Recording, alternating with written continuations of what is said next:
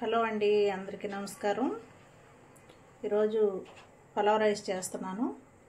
దానికి కావాల్సిన పలావ్ దినుసులు, అలాగే కట్ చేసుకున్నటువంటి కొత్తిమీర, పచ్చిమిర్చి, టమాటో, చక్కగా నీట్గా కడిగి పెట్టుకున్నటువంటి సన్న బియ్యం అండి. మామూలు సన్న బియ్యమే. సన్న బియ్యంతో బాగుంటుందండి. ప్రాసెస్ చూద్దాము.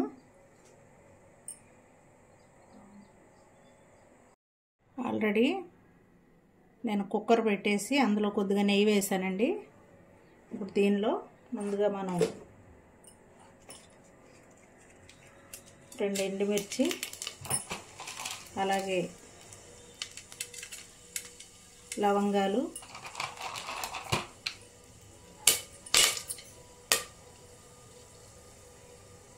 స్టార్ పువ్వు, కొద్దిగా షాజీరా, కొద్దిగా బిర్యానీ ఫ్లవరు వేసుకుని పుదీనా, కొత్తిమీర, పుదీనా, పచ్చిమిర్చి, టమాటా వేసేయాలండి.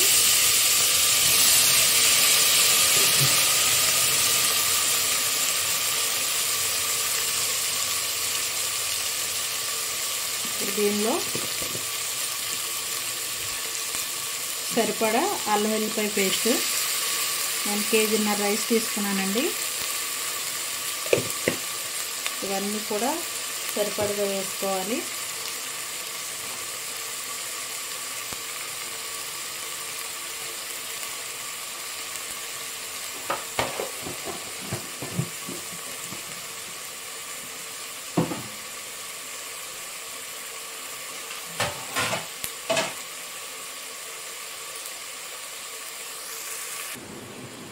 ఒకసారి కలుపుకుందామండి.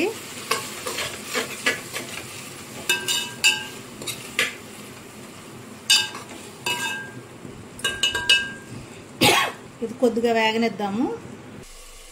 చూడండి, వేగుతుంది. ఇంకా కొంచెం వేగాలండి. ఇది మంచి స్మెల్ వస్తుంది కదా వేగుతుంటుంది.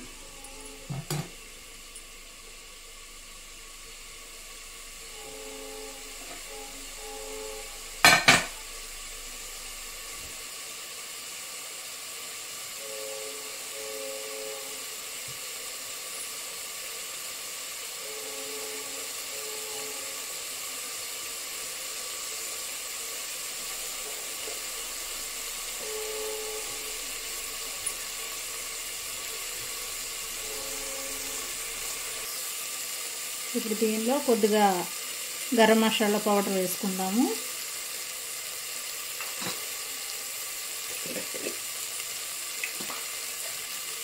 ఇవ్వండి, ఈ మాదిరి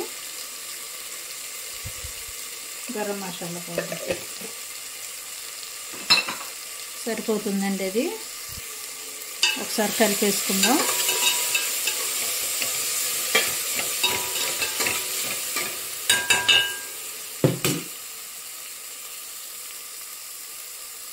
ఈ ఎసరి బాగా మరగాలండి. ఇందులో వాటర్ పోసేద్దాం. ఈ ఎసరు బాగా మరగాలి. చూడండి, సరిపడగా వాటర్ పోసేసుకుంటున్నాను. 1.5 కేజీ రైస్ కాబట్టి కొద్దిగా నీళ్లు చూసుకుని జాగ్రత్తగా పోసుకోవాలి.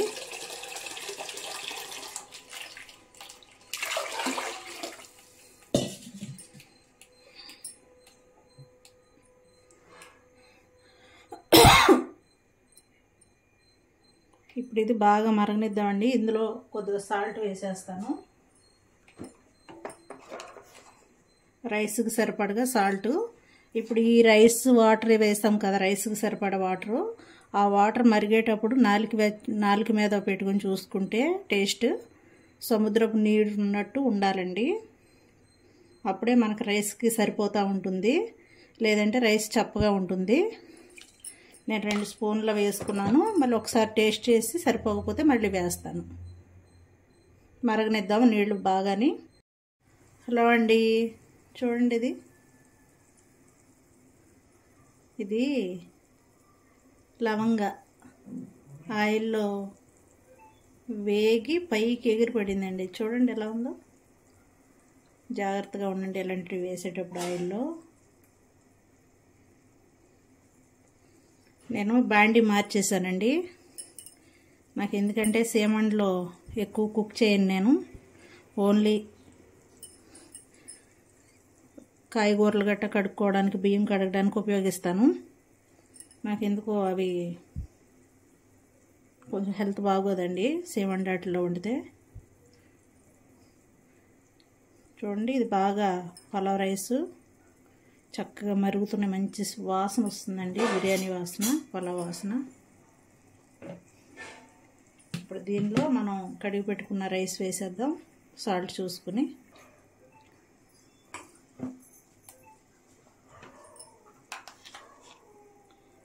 సాల్ట్ కొద్దిగా తక్కువ అయిందండి, మళ్ళీ 1 స్పూన్ వేసుకున్నాను, సరిపోతుందండి. ఇప్పుడు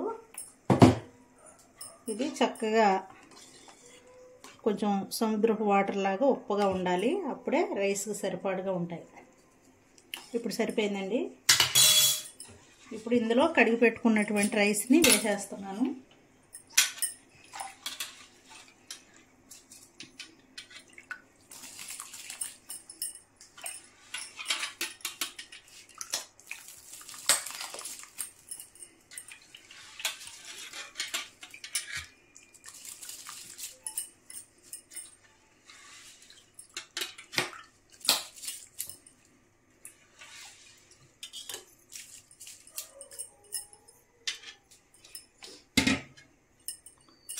రైస్ వేసేసుకుని ఒకసారి బాగా కలిపేసుకోవాలండి ఇలాగా.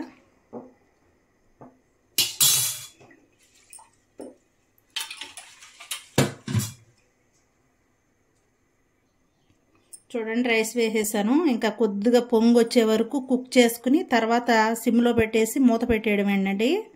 ఇంకా సిమ్లో పెడితే అదే రైస్ చక్కగా పలుకుగా కుక్ అయిపోతుంది. ఒక 10 మినిట్స్ తర్వాత చూద్దాం.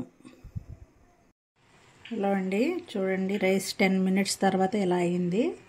ఇప్పుడు దీనిలో కొద్దిగా పైన నెయ్యి చల్లుకుని మూత పెట్టేసుకుని సిమ్లో పెడదాము.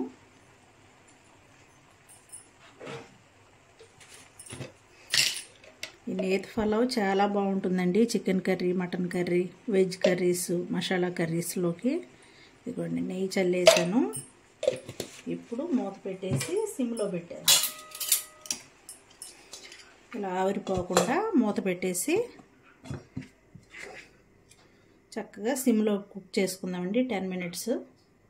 10 మినిట్స్ తర్వాత చూద్దాం. పలావ్ రైస్ ఎంతవరకు వచ్చిందో ఒకసారి చూద్దామండి.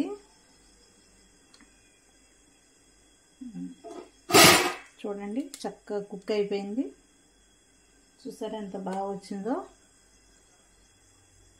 ఈ విధంగా పలావ్ రైస్ని చక్కగా కుక్ చేసుకుంటే ఇలా పొడిలాడుతూ చక్కగా ఉంటుందండి. చూడండి ఎక్కడా కూడా పలుకు లేకుండా చక్కగా ప్రాపర్గా కుక్ అయిపోయిందండి. 1.5 కేజీ రైస్ ఇవి. చూసారా